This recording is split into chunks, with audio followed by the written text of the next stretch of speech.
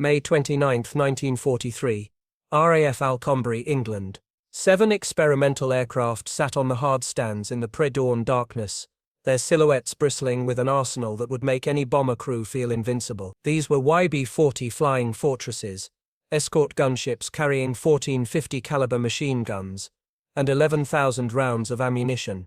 They represented the 8th Air Force's most ambitious answer to a problem that was bleeding American bomber formations white over the skies of occupied Europe. By noon that day, they would reveal a truth far more dangerous than anyone anticipated. The mathematics of death in early 1943 told a grim story. Bomber crews flying deep into Germany faced Luftwaffe fighters without escort protection once their short-range P-47 Thunderbolts turned back at the German border. Loss rates had climbed to catastrophic levels. On some missions, 1 in 4 bombers failed to return. The survivors came back with dead gunners, shattered cockpits, and engines trailing smoke across the English Channel.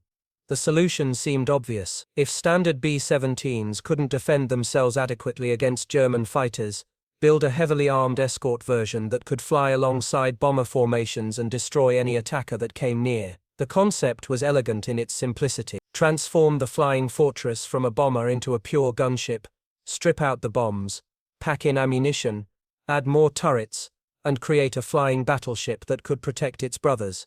Wright Field gave the project to Lockheed's Vega subsidiary in September. The modifications were extensive and on paper impressive. A second Sperry dorsal turret was installed in what had been the radio compartment. Twin 50 caliber mounts replaced the single waist guns. A Bendix chin turret sprouted beneath the nose. The bomb bay, freed from its normal cargo, became an ammunition magazine capable of feeding the guns for hours of sustained combat.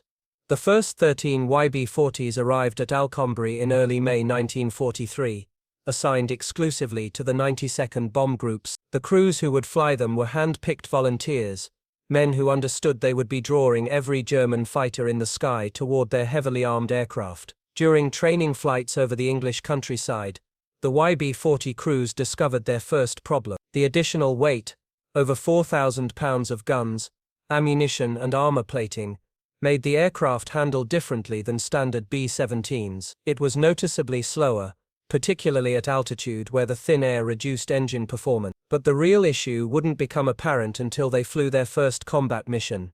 The target that May morning was the submarine pens at Saint-Nazaire on the French coast. Not a deep penetration into Germany, but enough to test the concept under fire. 7 YB-40s accompanied 96 standard B-17s on the mission. German fighters rose to meet them, Focke-Wulf 90s and Messerschmitt Bf-109s attacking in coordinated waves. The YB-40 gunners opened fire with devastating effect. Tracers laced the sky. German fighters broke off their attacks, surprised by the volume of defensive fire. For a moment it seemed the concept had succeeded. Then the bombers reached their target and dropped their bombs. What happened next would doom the entire program. The standard B-17s, suddenly 6,000 pounds lighter without their bomb loads, began climbing and accelerating. The YB-40s, still carrying their full ammunition load and extra equipment, could not keep pace. The formation began to stretch and separate. The escort gunships, designed to protect the bombers,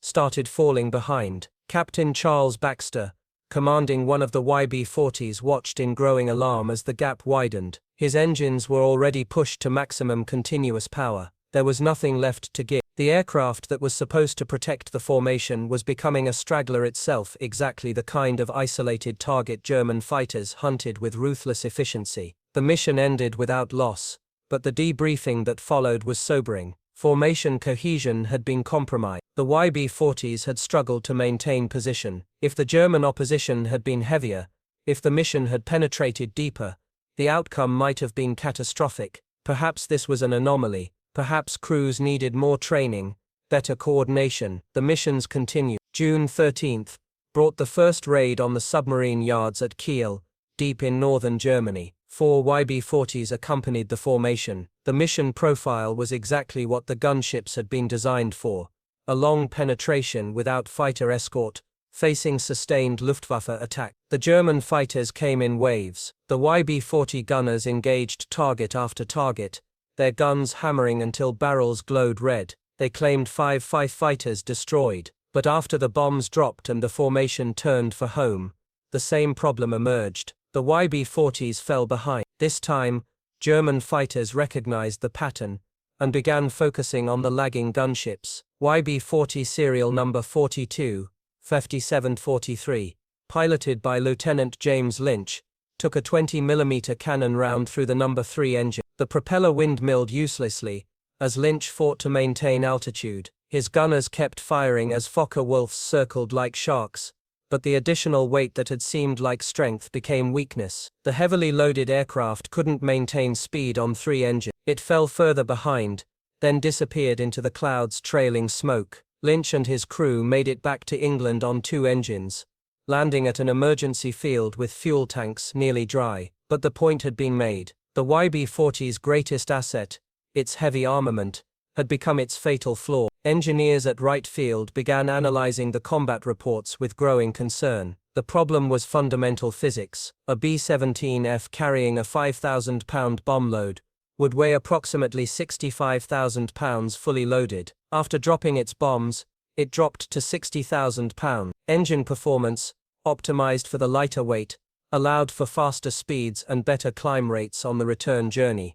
The YB-40, by contrast, weighed over 67,000 pounds empty and never got lighter. Its engines, the same Wright R1820 Cyclones that powered standard B-17s, simply didn't have enough power to maintain formation speed once the bombing run was complete. The additional guns and ammunition that made it formidable also made it vulnerable. But there was another problem, one that went beyond simple weight calculations. Think about this for a moment.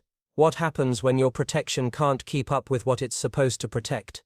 The tactical doctrine had been clear. YB-40s would fly in formation with standard bombers, using their superior firepower to break up German fighter attacks. But doctrine assumed formations would maintain cohesion throughout the mission. The reality of weight differential had not been adequately considered during the design phase. At Alconbury, YB-40 crews began calling themselves the heavies with dark humor. They understood the mathematics of their situation better than any engineer back in Dayton. Every mission meant falling behind. Every time they fell behind, they became target. The aircraft, designed to protect others, needed protection itself. June 22, 1943, the target was the synthetic rubber plant at Hills, Germany. It would be the YB-40 program's worst day. The formation faced fierce opposition from the moment it crossed into German airspace. Luftwaffe fighters attacked in coordinated groups, some engaging from head-on while others swept in from the beam and tail. The YB-40 gunners fought back magnificently. Their concentrated firepower forced several attacks to break off prematurely. They claimed 11 fighters destroyed or damaged. But after the bombing run, the familiar pattern repeated with devastating consequences. As the standard B-17s climbed and accelerated toward home, the YB-40s began to lag. German fighter controllers, monitoring the formations from the ground, had learned to recognize the heavily armed escorts. They began directing attacks specifically at the slower aircraft. YB-40 serial number 42 5735 took hits in 2 engines almost simultaneously. Captain Robert Thompson fought the controls as the aircraft dropped out of formation. His gunners kept firing even as the bomber entered a slow descent. Focke-Wulfs pressed their attacks, knowing the wounded gunship couldn't escape. At 20,000 feet, with fuel streaming from punctured tanks, and both right side engines dead, Thompson gave the order to abandon aircraft. 5 crew members made it out. The rest went down with the aircraft. The loss report reached 8th Air Force headquarters the same day. General Itota, commanding the 8th, called for a complete review of the YB-40 program. The statistics were undeniable. In 13 combat missions, YB-40s had claimed 24 German fighters destroyed, but they had also suffered disproportionate damage and required significantly more maintenance than standard B-17s. Most critically, they had failed in their primary mission, protecting the bomber formations they accompanied.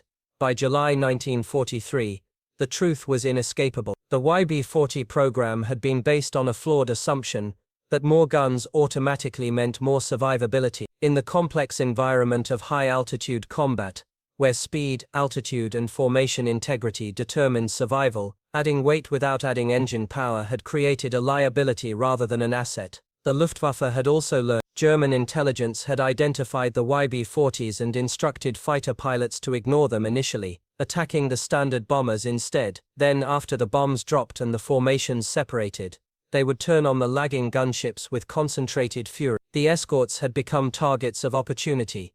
At Alconbury, the remaining YB-40s sat on their hard stands, impressive but impotent. Crews were reassigned to Standard. The gunships themselves would eventually be converted back to bomber configuration, their extra turrets removed, their ammunition magazines stripped out. The program officially ended in July 1943, after just 14 combat missions. None of the YB-40s had been lost in combat, but several had been so badly damaged they were written off. More importantly, they had failed to reduce losses among the bombers they were supposed to protect. If anything, their presence had disrupted formation integrity and created tactical complications. The lessons from the YB-40 program would resonate far beyond 1943. American aviation engineers learned that combat aircraft design required balance, not maximization. Adding capability without considering the system as a whole created vulnerabilities. The heaviest armor meant nothing if you couldn't stay with your formation. The most guns in the world were useless if you arrived too late or too slow to use them effectively. The real solution to the escort problem would come not from modified bombers,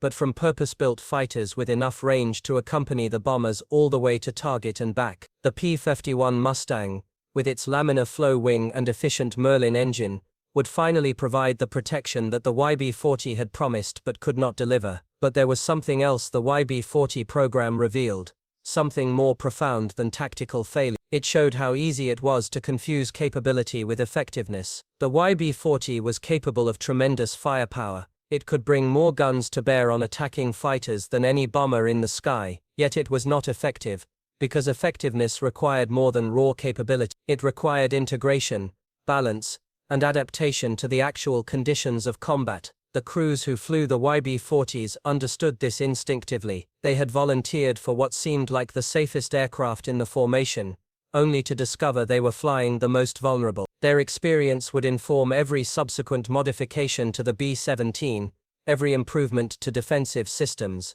every tactical doctrine revision. Today, no YB-40s survive. They were all converted back to standard configuration or scrapped after the war. But photographs remain, showing those distinctive twin gun mounts and extra turrets, monuments to good intentions and flawed execution. When aviation historians discuss the air war over Europe, the YB-40 program often appears as a footnote, a failed experiment quickly abandoned. But perhaps it deserves more consideration, not as a failure, but as a necessary step in understanding the true nature of aerial combat. The lessons learned from those 14 missions in the summer of 1943 influenced every American bomber design that followed. They taught engineers that protection comes not from maximum firepower alone, but from the right firepower in the right place, delivered by aircraft that could maintain formation integrity under all conditions. The men who flew those heavy escorts left no dramatic testimonies, no famous quotes for history books. They simply did their jobs,